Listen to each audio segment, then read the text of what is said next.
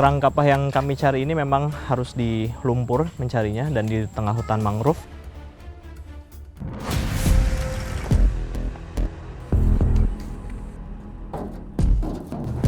Jadi ini salah satu alasan mengapa generasi muda nggak banyak terlibat, karena prosesnya sangat lama, membutuhkan waktu berjam-jam untuk membakarnya saja, dan membutuhkan waktu berhari-hari sampai akhirnya menjadi kapur, dan akhirnya menjadi uang buat mereka.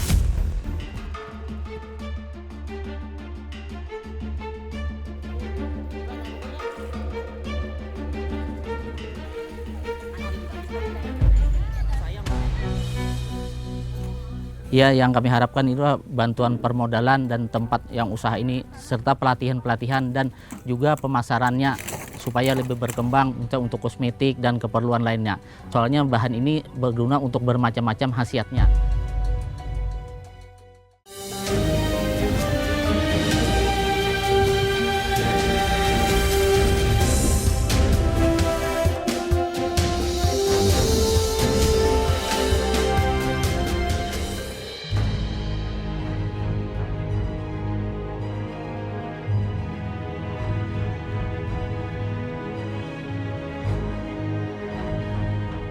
Tidak jauh dari kota Banjarmasin, Provinsi Kalimantan Selatan, ada sebuah desa di muara Sungai Barito.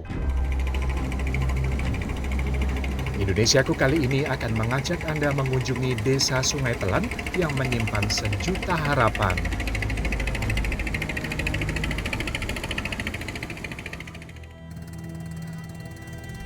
Mayoritas masyarakat desa Sungai Telan bekerja sebagai pencari kerang. Setiap pagi, warga menggunakan perahu motor untuk mencapai lokasi berkumpulnya koloni kerang. Di kiri kanan kami hanya ada sawah, kebun, dan hutan mangrove.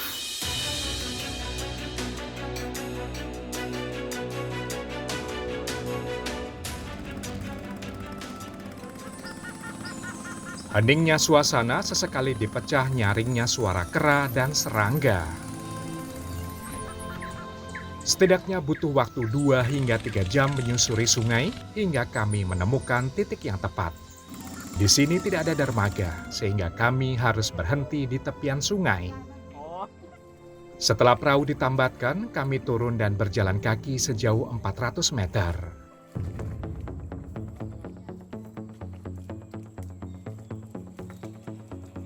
Kubangan lumpur yang tebal membuat kami harus ekstra mengeluarkan tenaga mengimbangi langkah kami yang berat.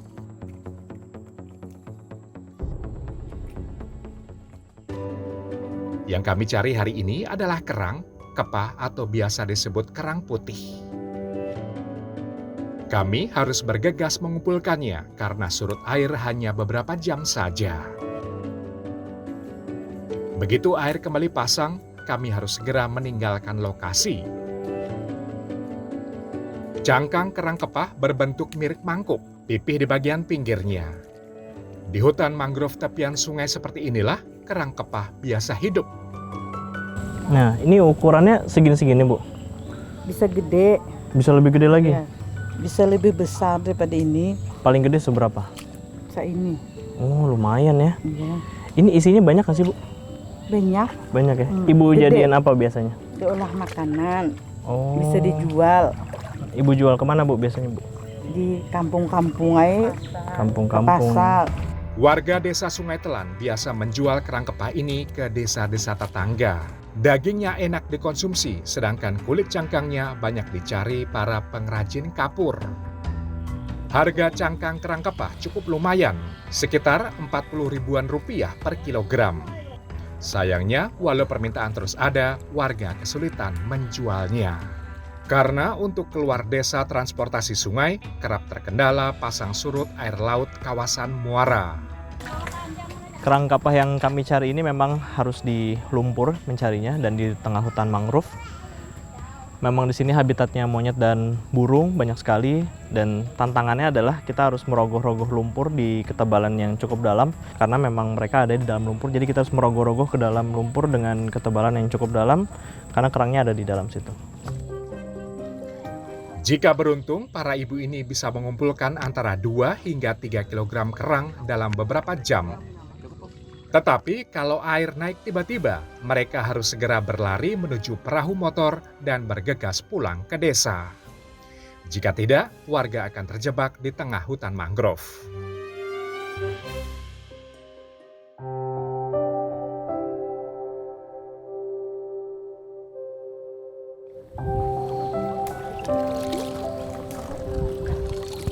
Nggak cuma ketemu binatang, tapi kita akan ketemu dengan sampah-sampah ini ya. Ada banyak sekali sampah tikar, plastik, bahkan ada yang menyangkut-nyangkut di pohon. Karena memang Indonesia ini menjadi penyumbang terbesar sampah tidak hanya di daratan tapi juga di lautan dari seluruh negara-negara di dunia. Miris memang, di sini saya menemukan tumpukan sampah plastik limbah rumah tangga yang bisa jadi ancaman serius di kemudian hari. Baru 1 jam kami mencari, permukaan air laut sudah mulai bergerak naik. Kami harus bergegas.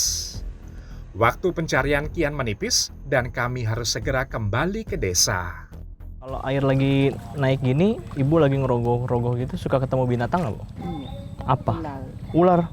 Ular seperti apa? Yang kecil yang panjang yang belang-belang. Oh, itu tapi berbisa nggak tuh, Bu? Bisa. Risiko bekerja di alam memang berat. Jika tidak berhati-hati, keselamatan bisa terancam. Pasang air semakin tinggi. Mau tidak mau, kami harus segera membawa pulang sedikit kerang ini. Esok hari, pencarian dilanjutkan lagi. Karena terlalu sedikit untuk dijual, kerang kepah hasil pencarian hari ini kami olah menjadi lauk makan siang. Lumayan, mengolah lauk hasil pencarian bisa menghemat pengeluaran belanja di kecamatan hingga Rp30.000.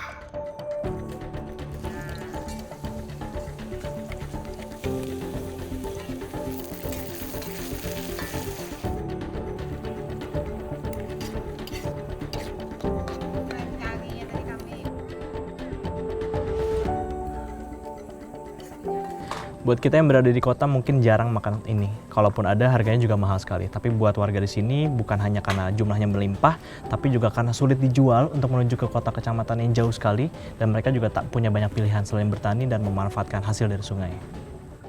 Kerang memang menjadi lauk warga sehari-hari. Aneka ragam bumbu ini bisa menjadi variasinya. Tidak lupa cangkang kerang mereka kumpulkan untuk dijual. Butuh waktu lebih dari sepekan hingga tumpukan cangkang kerang cukup banyak untuk dijual ke pengepul. Tapi ini jauh banget gini, bahaya nggak sih, Bu? Bahaya, kalau kecil lah perahunya, Mm-mm. gelombang besar. Di sini walaupun sungai ada gelombangnya juga. Ada juga kalau ada perahu yang lewat, yang lain. Oh, bisa terbalik juga ya? Ya. Dari muara Sungai Barito, kita bergeser ke arah hulu yang letaknya lebih tinggi bersama Adi. Warga di sini biasa menebang kayu sebagai sumber nafkah. Batang kayu dijual ke pabrik kertas, sementara kulit kayunya dijual ke pengrajin kapur. Sebenarnya kayu kruing masih bisa ditemukan di desa-desa hulu Sungai Barito. Tetapi karena jumlahnya makin sedikit, Adi tidak bisa memenuhi permintaan semua pengrajin kapur. Di antara 6 pengrajin kapur harus bergantian mendapatkan stok kulit kayu dari Adi. Ini kayu yang kita ambil harus kayu kruing, karena memang sudah turun-temurun dipakai sama mereka, dan ini kekuatannya sama seperti kayu ulin, mudah menyerap air, tapi di satu sisi juga dia tahan terhadap air sehingga pembakarannya nanti bisa lebih lama. Tapi memang mencarinya tidak bisa di sekitar Kalimantan Selatan karena di sini sudah langka, jadi mereka harus membeli dari Kalimantan Tengah dan itu harganya mahal. Yang kedua adalah jauh sekali. Jumlah kayu kruing di Kalimantan Tengah terbilang cukup banyak. Kayu ini sangat diminati karena lebih tahan lama dibandingkan jenis kayu lainnya. Itu Bapak sudah langsung terima kayunya gitu biasanya? Mengulit di atas sana. Oh, di sana juga Usahanya, dikulitin ya. dulu ya? Di atas batang itu. Oh, ini kenapa kulitnya aja, Pak? Dalamnya nggak dibawa gitu, isinya? Oh, itu kan ampun perusahaan misalnya. Jadi yang dibeli memang hanya kulit kayunya aja? Ya yang dipinta kulitnya aja. Suplai kayu yang datang ke Kecamatan Alalak sudah lebih dahulu dipesan para pengrajin kapur. Mereka membutuhkan kayu ini sebagai bahan pembakaran kerang. Setiap satu perahu datang, Uji segera bekerja. Ia segera memotong-motong sesuai ukuran dan kebutuhan para pengrajin kapur. Yang lain tadi gitu juga. Punya kayak apa tuh? Jadi sebenarnya apapun Bapak kerjain ya? Yang namanya kita buruh nih ya, siapa yang nyuruh bisa. Ini kalau Yang dari kasar, kerja, yang kasar. kalau kerja kayu ini Bapak dapat berapa? Per kelotok, kalau per kelotok ini kan kita 50 ribuan aja. 50.000. Itu sudah bersih Bapak rapikan sampai dibawa ke sana nanti. Nanti ke sana, ke pembakaran sana.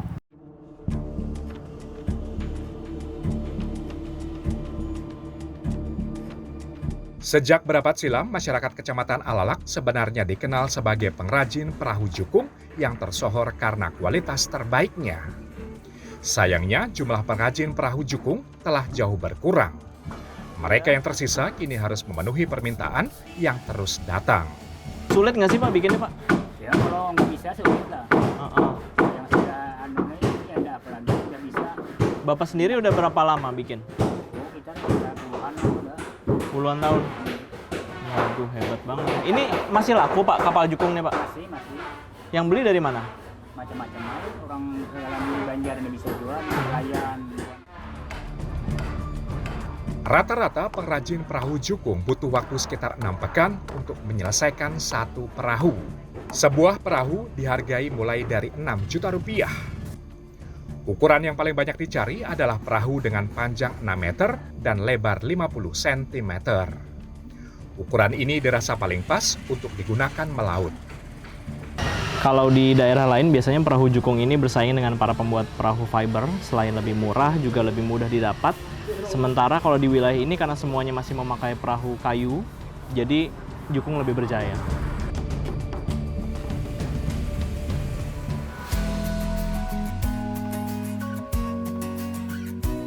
Hidup di kawasan pesisir membuat rata-rata warga berprofesi sebagai nelayan. Tetapi ada juga warga yang membangun tambak budidaya ikan di desa nelayan ini sejak 20 tahun lalu. Tambak ini terbukti sangat membantu pendapatan harian warga saat musim tidak mengizinkan mereka melaut.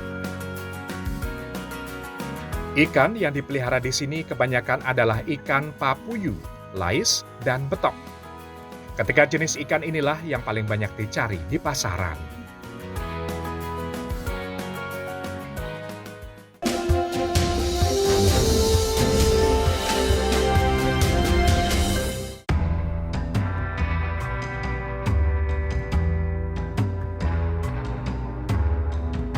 Pulau terbesar di Kecamatan Alalak adalah Pulau Sugara. Letaknya hanya sekitar 10 km dari ibu kota Banjarmasin atau setara dengan 35 menit berkendara motor atau mobil. Pulau ini dikenal karena memproduksi kapur dari kulit kerang. Hari ini, warga mengajak saya membeli kerang ke desa lain. Kami menumpang perahu motor mencari para penjual kerang.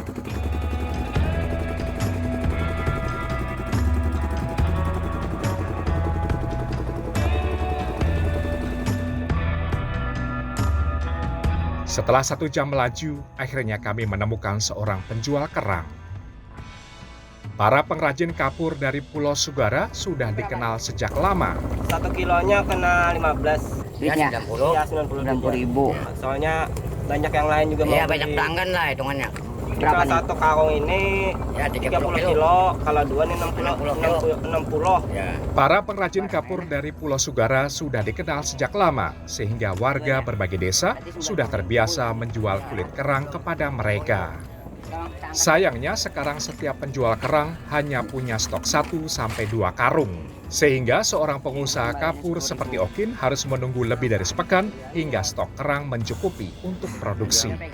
Dalam sepekan, setidaknya Okin butuh hingga 1 ton kulit kerang bersih untuk diolah menjadi kapur. Paling jauh nyarinya dari mana Bang? Daerah ke Pangkalan Bun.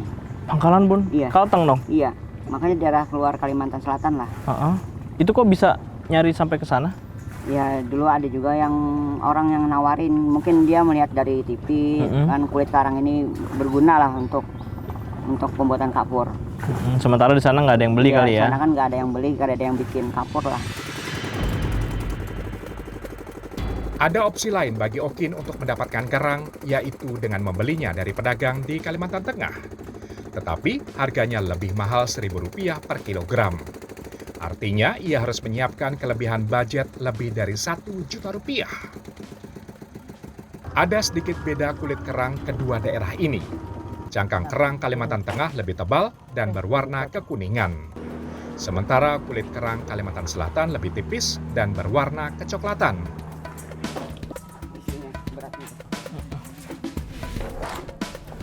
Setelah mendapatkan stok cukup, cangkang-cangkang kerang ini kami bawa ke dermaga lalu diangkut ke tempat pembakaran.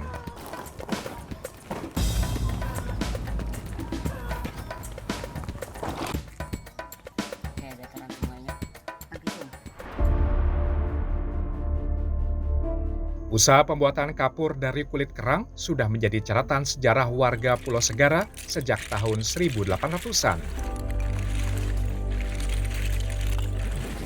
Hingga kini hanya tersisa 6 keluarga atau sekitar 90 orang yang masih meneruskan usaha turun-temurun ini.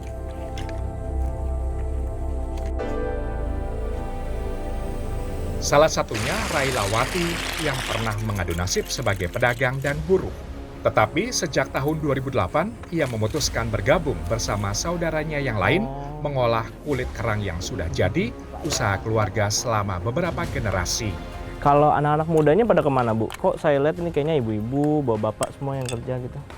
Anak mudanya menggawing ini Pak Ay, ngalih Bang, hitungannya pada bisa tuh. Kenapa nggak belajar? Uyuh dia gawiannya Pak Ay.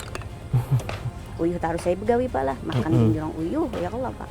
Iya. Tahu, nya kenapa kakak ada lagi nang manunya mengelola nang keanuman nih nah. Pen apa anumnya menggawi? Kalau ibu nanti maunya anak-anak lanjutin kerja ini atau kerja yang lain, Bu? Mau melanjutin ini Pak Mbak. Hitungannya tuh. Kada yang tahu anak buah kada ada nang anunya. Tapi anak ibu ada yang udah mulai belajar belum? Ada Pak belajar, tapi lakinya kan gawi lain. Bininya aja nang gawing kini. Kulit kerang ini harus kami tumpuk setinggi 8 tingkat. Masing-masing tingkat berukuran 3 x 1 meter. Sekali pembakaran, sekitar 700 kg kulit kerang bisa diolah sekaligus. Jadi dalam satu tumpuk kerang ini nanti jumlahnya hampir 1 ton, tepatnya sih sekitar 700 kilo. Tapi kita harus letakkan secara presisi supaya terjamin dari atas sampai bawah kualitasnya. Untuk menyusun 8 tingkat lapisan pembakaran ini, kami membutuhkan sekitar 300 bilah kayu yang kami susun sebagai bahan bakar. Pembakaran kulit kerang minimal berlangsung sekitar 3 jam hingga cangkang benar-benar kering. Panasnya jangan ditanya. Belum juga pembakaran baru dimulai, panas sisa pembakaran kemarin saja masih sangat terasa. Jadi ini salah satu alasan mengapa generasi muda nggak banyak terlibat, karena prosesnya sangat lama, membutuhkan waktu berjam-jam untuk membakarnya saja, dan membutuhkan waktu berhari-hari sampai akhirnya menjadi kapur, dan akhirnya menjadi uang buat mereka. Okin mulai menyulut api di 8 titik yang berbeda agar api menyebar merata. Doanya cuma satu, jangan sampai turun hujan dulu.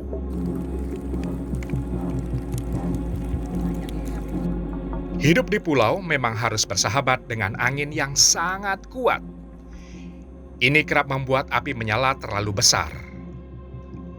Angin pula yang tiba-tiba mengantarkan awan mendung tebal hingga hujan kerap turun di siang hari. Tapi kalau di tengah jalan ini hujan, apa antisipasinya, ditutup apa gitu? Kalau antisipasinya ya kasih sama seng aja supaya jangan ya ditutup. Kalau misalnya hujannya deras dia ditutup sama seng supaya jangan airnya masuk ke dalam. Oh, tapi tetap dibakar. Tetap dibakar. Dilanjut ya. Jadi kalau misalnya hujannya deras tambah banyak lagi sengnya. Kecuali sudah apinya mulai udah mulai redup atau udah mulai mau padam, baru di seng tadi baru dipindah dialih. Karena kulit kerang hanya dibakar lebih sering di pagi dan siang hari agar asapnya tidak mengganggu tidur warga. Selain itu, lebih aman dari risiko kebakaran karena proses pembakaran selalu terpantau. Untuk mengantisipasi datangnya hujan, Okin mendirikan tenda pelindung tungku pembakaran. Sekali basah kehujanan, kulit kerang tidak akan bisa diolah menjadi kapur karena cangkang akan mengeras seperti batu. Semua pekerja di sini sudah terbiasa membongkar hasil pembakaran dan memungut kerang tanpa sarung tangan. Padahal panasnya bisa melepuhkan kulit. Sarung tangan malah dinilai mengganggu karena kulit kerang panas akan mudah menempel ke sarung tangan dan sulit dilepaskan. Susah ngambilnya. Tapi kalau pakai tangan ibu pernah luka atau melepuh gitu Pernah, ya? tapi kan stomat aja namanya ampuh saya. Ngobatinnya pakai apa? Saya Ngobatin. pakai. Didiamkan aja? Diamkan ya. Nanti sembuh sendiri? Hilang sendiri. Salut bagi mereka yang setia melestarikan pekerjaan yang penuh risiko ini. Misalnya ancaman penyakit pernafasan yang kerap mengintai para pekerja kapur dan tambang. Ini walaupun apinya sudah mati ya, tapi abunya masih terasa sangat panas. Kemudian kami di sini memakai masker untuk menghindari debu masuk ke dalam hidung, karena kalau tidak itu akan membahayakan pernapasan, bisa menyebabkan infeksi. Dan nantinya ini akan diolah untuk menjadi kapur. Prosesnya masih sangat panjang. Kulit kerang kemudian harus kami tampi untuk memisahkannya dari abu dan debu. Caranya seperti menampi beras. Selanjutnya, cangkang akan ditumpuk di dalam wadah bernama belek, lalu disiram dengan air panas. Butuh waktu sekitar 30 menit hingga cangkang akhirnya mengering. Ini di bawah belek ini, di bawah wadahnya tidak ada kompor, tidak ada pemanas apapun, tapi kita hanya memberikan air panas ke tumpukan kerang ini, tapi rasanya seperti sedang memasak ya. Jadi setelah disiram air panas yang mendidih, nanti dia akan seperti memasak sendiri untuk proses kerang-kerangnya menjadi hancur, sebelum nantinya akan menjadi kapur.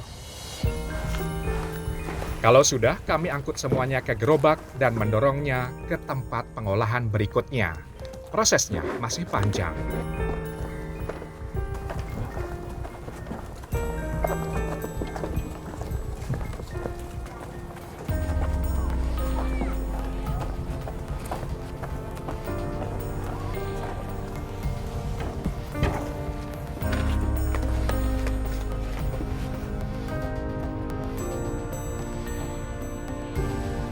Prosesnya berarti panjang ya Bang ya? Iya, Itu ke sana sejam-sejam berarti? 1 jam. Proses satu jadi satu belek kepornya 1 jam. Saya menemukan 4 orang nenek yang ikut bekerja di tempat pengolahan kapur ini. Tugasnya adalah mengaduk campuran kulit kerang dengan air sampai hancur dan mengental. Masing-masing orang harus mengaduk sekitar 4 jam baru bergantian dengan yang lain. Tenaga kuat dan kesabaran ekstra jelas dibutuhkan di sini. Kulit kerang harus diaduk sampai lumat. Kalau sudah terlihat menyatu seperti adonan, artinya tidak lama lagi sudah bisa dijadikan kapur.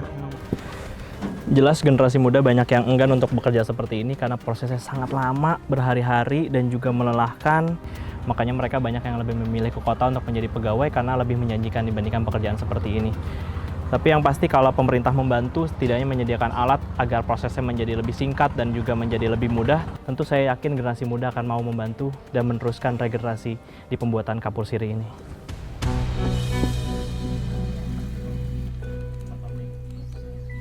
Setelah ditumbuk, kami harus mendiamkannya selama beberapa hari hingga adonan mengeras. Dalam sepekan setidaknya ada 10 hingga 20 belek yang bisa terjual seharga masing-masing Rp80.000.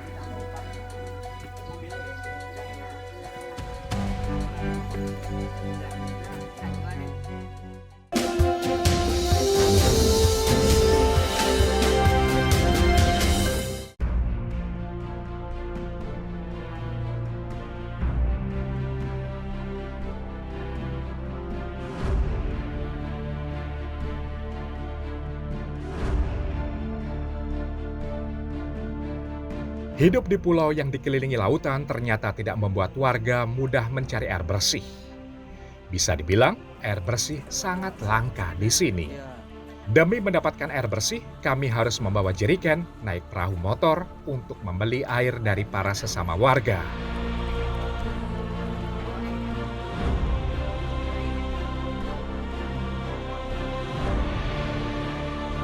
Warga biasa membeli air secara acak, dengan cara melihat rumah siapa yang memiliki tangki air cukup besar.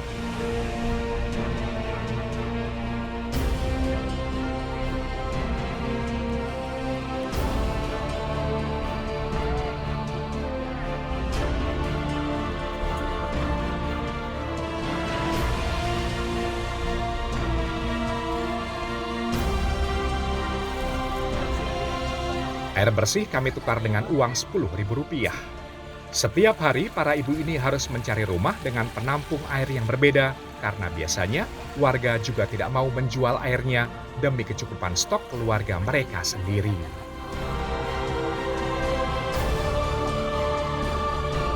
Hidup di tepian sungai juga tidak membantu. Kondisi air tanah tidak semuanya layak konsumsi. Pilihan lainnya adalah berlangganan air dari perusahaan daerah, tetapi tentu ada harga yang harus dibayar. Ini sulitnya mencari air di sini. Tadi kita menyusuri sungai mencari siapa yang masih punya air ledeng dan siapa yang punya air dari PDAM. Itu yang biasanya dibeli sama warga. Nanti kita akan mengganti jasanya seperti ini. Airnya ditukar, tetap jerigennya kita yang bawa sendiri. Beberapa kali warga mencoba menghitung biaya instalasi dan perawatan, tetapi angkanya menyentuh jutaan rupiah sehingga mereka tidak mampu membayarnya.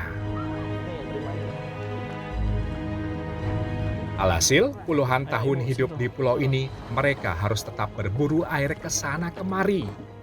Dalam sebulan, tidak kurang dari Rp400.000 harus mereka keluarkan hanya demi mendapatkan air bersih. Bagi warga yang hidupnya pas-pasan, jumlah ini cukup mencekik leher. Itu pun masih harus dibarengi dengan adu kekuatan otot untuk mengangkut wadah air dari dermaga hingga ke rumah. Tidak heran kalau warga sangat menantikan niat baik pemerintah untuk menyediakan air bersih bagi mereka. Sahabat lebih hidup dari usaha pembuatan kapur, masyarakat Pulau Sugara sudah sangat membutuhkan uluran tangan pemerintah untuk membantu melestarikan tradisi turun-temurun ini. Warga juga rindu hidup sejahtera setelah puluhan tahun didera berbagai keterbatasan yang sangat memberatkan. Ya, yang kami harapkan itu bantuan permodalan dan tempat yang usaha ini, serta pelatihan-pelatihan dan juga pemasarannya supaya lebih berkembang untuk kosmetik dan keperluan lainnya. Soalnya bahan ini berguna untuk bermacam-macam khasiatnya.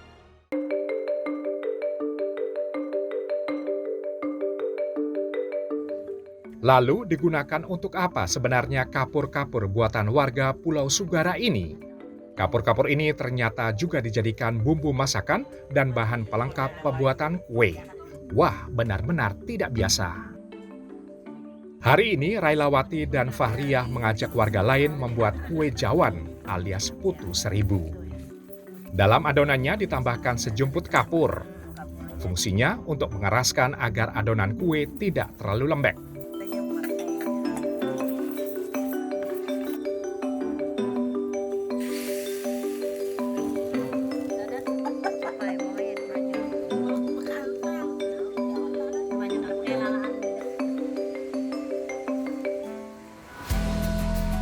Kue-kue ini biasanya dijual.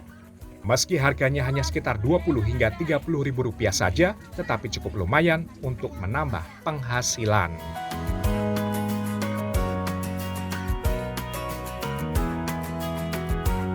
Belanjakan bahan pang dulu, hanya kesan di rumah sisanya tadi. Apa seperti apa? Beli apa? Minyak, beras, ikan, pang sisanya tadi. Itu ya untuk beli sembako. Beli sembako. Kalau misalnya ibu nggak jualan kue, ibu dapat uang dari mana? Kerja lain nggak? Kerja kapur. Kapur aja, nggak kerja lain-lain. Berarti bergantung sama si kapur dan kerang ini. Iya. Itu penggawean lah. Di sini nggak ada yang kerja selain dari kerang gitu, ibu-ibunya? Ada ibu rumah tangga, begawi di rumah tangga. Di rumah tangga. Oh. Kan orang tadi kan nunung. Buruh-buruh gitu aja ya.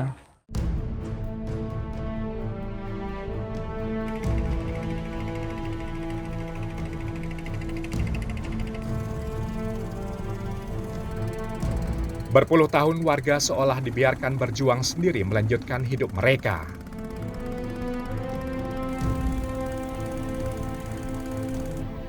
Di pulau yang dikelilingi bentang alam yang kaya ini, seharusnya mereka bisa sejahtera.